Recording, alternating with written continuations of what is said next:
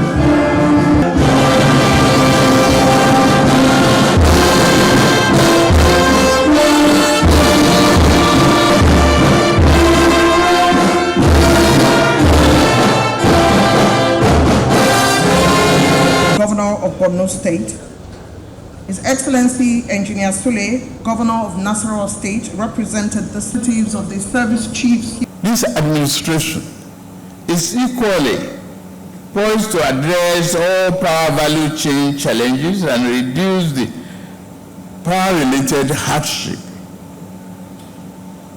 being experienced by too many of our citizens. Taking advantage of the global declaration that gas is a transitional fuel, as well as enabling provision of the Petroleum Industry Act, we shall attract greater investments.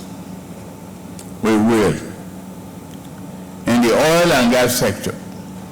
Through such investment, we shall harness the over 200 trillion cubic feet of proven natural gas, all the reserves within our borders, to develop our national infrastructure, create millions of new jobs and opportunities, and stimulate economic growth in a rapid manner.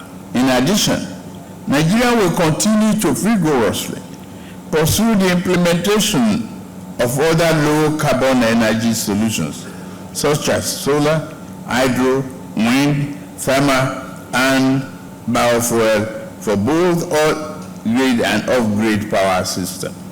We will focus on rural electrification to improve the standard of living of people in rural communities. NNPC sees these projects as an opportunity to monetize our abundant natural gas resources by expanding access to energy to support economic growth, industrialization, and job creation across the country.